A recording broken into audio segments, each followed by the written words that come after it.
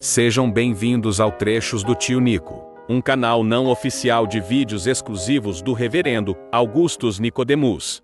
Com isso eu queria convidar os irmãos a abrir a Escritura em Romanos capítulo 3, onde eu vou tratar do tema mais importante da Reforma, que foi a doutrina da justificação pela fé e que já foi celebrada nas partes iniciais desse culto. Eu queria trazer Romanos capítulo 3, do verso 19 até o verso 31, palavras do apóstolo Paulo sobre a justiça de Deus pela fé. Romanos 3, 19 a 31. Ora, sabemos que tudo o que a lei diz, aos que vivem na lei o diz, para que se cale toda a boca e todo mundo seja culpável perante Deus. Visto que ninguém será justificado diante dele por obras da lei, em razão de que pela lei vem o pleno conhecimento do pecado. Mas agora sem lei se manifestou a justiça de Deus, testemunhada pela lei e pelos profetas. Justiça de Deus mediante a fé em Cristo, em Jesus Cristo, para todos e sobre todos os que creem, porque não há distinção, pois todos pecaram e carecem da glória de Deus, sendo justificados gratuitamente por sua graça, mediante a redenção que há em Cristo Jesus, a quem Deus propôs no seu sangue, como propiciação mediante a fé, para manifestar a sua justiça, por ter Deus, na sua tolerância, deixado impunes os pecados anteriormente cometidos, tendo em vista a manifestação da sua justiça no tempo presente, para Ele mesmo ser justo e justificador daquele que tem fé em Jesus. Onde, pois, a jactância foi de todo excluída. Por que lei das obras? Não, pelo contrário, pela lei da fé. Concluímos, pois, que o homem é justificado pela fé, independentemente das obras da lei. É porventura Deus somente dos judeus? Não é também dos gentios? Sim, também dos gentios, visto que Deus é um só, o qual justificará por fé o circunciso e, mediante a fé, o incircunciso. Anulamos, pois, a lei pela fé? Não, de maneira nenhuma, antes confirmamos a lei. Até aqui a leitura da palavra de Deus. Vamos orar, queridos, pedir que o nosso Deus nos ajude a compreender essa palavra e de que maneira nós podemos atualizar nossa vida à luz do que essa palavra nos ensina. Querido Deus, te damos graças por tua palavra, porque ela é viva, ela é eficaz, ela é eterna. E nós oramos, ó Deus, que o Senhor nos ajude a entender o seu significado, de maneira que nós possamos sondar o nosso coração, a consciência, examinar a nossa vida e nos adequarmos, nos conformarmos à tua palavra. Abençoa essa querida igreja, dê que ela seja um bastião da verdade, expondo, ensinando e difundindo o Evangelho de Cristo a todos que aqui se achegam em busca de perdão, em busca de reconciliação com Deus. É o que nós pedimos em nome de Jesus. Amém. Como nós sabemos, a reforma começa quando um monge agostiniano chamado Martinho Lutero, ele descobre exatamente isso que Paulo está dizendo aqui, que o homem é tornado justo, ele é aceito diante de Deus, não pelo que faz, mas mediante a fé naquilo que Cristo fez.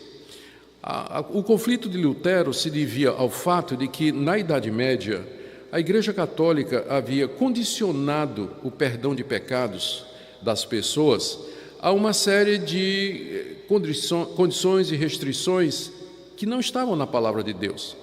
Então, o bom católico, se quisesse ir para o céu, ele tinha que participar dos sacramentos da Igreja, especialmente a missa, a confissão auricular a um sacerdote, o ter sido batizado, além de, se possível, ingressar nas ordens, ser monge, que o colocaria acima da condição normal de todo o povo, e na hora de morrer receber a extrema unção.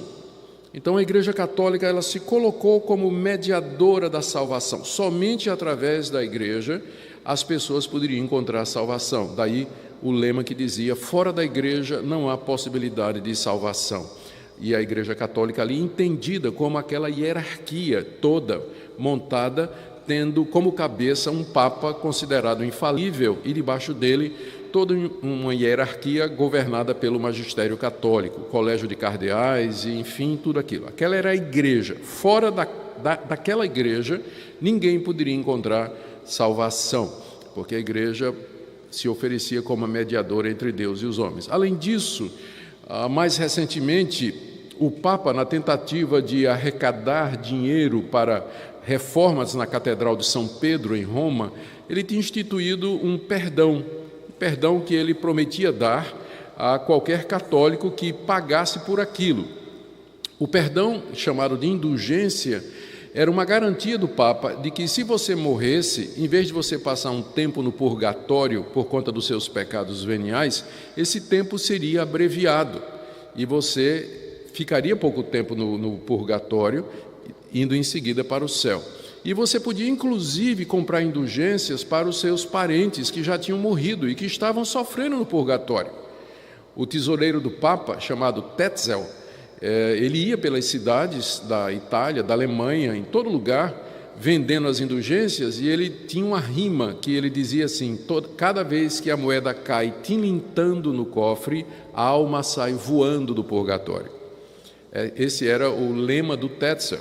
Ou seja, a salvação, uma pessoa sincera, católica, que quisesse ser salva naquela época, ela tinha de comprar indulgências, ela tinha que participar de todos esses cerimoniais da Igreja Católica, ele tinha que dar esmolas, ele tinha que fazer boas obras, porque a Igreja Católica ensinava, inclusive, que quando você era batizado na Igreja Católica, você recebia aquilo que ele chamava de a graça infusa de Deus. Deus já dava uma certa graça a você na hora do batismo que lhe permitia a prática de boas obras. E aí no final da sua vida, Deus faria uma avaliação se você foi um bom católico, se você deu esmolas, se você praticou boas obras, se você andou em retidão, se você se confessou, se você participou da missa, se na hora de morrer você teve a extrema unção, e Deus então poderia lhe dar o céu ou não. Então, era essa a situação. Católicos sinceros como Lutero tentaram obter paz para seu coração, porque ele sentia culpa pelos pecados deles, como todos nós sentimos. A gente peca, a gente sente culpa, a gente quer perdão. E Lutero queria desesperadamente sentir o perdão de Deus, e ele fez todas as coisas que a Igreja Católica determinava, inclusive penitências de subir escadas de joelho e tudo mais. Ele fez tudo o que era possível fazer, mas não encontrava paz no seu coração. Até que finalmente, como já foi dito aqui, estudando Romanos capítulo 1, a partir do verso 16, ele descobriu que quando a Bíblia diz que o Evangelho é a justiça de Deus, a justiça ali não é o atributo de Deus, aquela qualidade pela qual Deus trata todos igualmente com justiça. Não, justiça de Deus é o modo pelo qual Deus torna o pecador justo. E Paulo diz aqui que Deus faz isso não por obras, não por merecimento, mas pela graça de Deus através da fé em Cristo Jesus. Foi isso que abriu os olhos de Lutero. Ele disse: meu Deus, eu tentando aqui obter a justiça de Deus mediante as minhas obras, quando na verdade é um dom gratuito de Deus. Deus oferece gratuitamente mediante a fé. Aquilo foi conversão. E Lutero se converteu ali, ele entendeu a verdade do Evangelho ali. E é claro, uma vez que ele entendeu isso, ele percebeu o grande erro em que estava a Igreja Católica. O catolicismo daquela época tinha se afastado completamente da simplicidade do Evangelho e ensinava um outro Evangelho, tinha virado uma religião legalista, a ponto de Lutero chegar mesmo a considerar que ela não poderia mais ser chamada de igreja cristã. Tal o desvio fundamental dessa grande e importante doutrina. E no início Lutero tentou mostrar à liderança católica aquilo que ele tinha descoberto.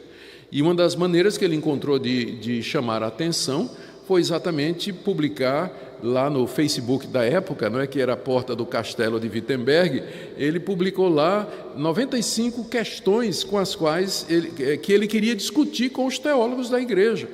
A começar, a primeira que falava assim: penitência que é um dos sacramentos, né? O resultado de um dos sacramentos, a penitência não é um ato que você faz, mas é um estado de vida. O crente vive continuamente num estado de penitência e de arrependimento. Não tem nada a ver com você ir ao padre se confessar e o padre dizer, vai pagar tantas penitências, rezar tantas ave-marias que você observe o perdão. Não, Lutero diz, é um estado constante de quebrantamento e de arrependimento. E por aí ele vai, desenvolve esses 95 pensamentos, né, teses, como são chamadas, para a discussão.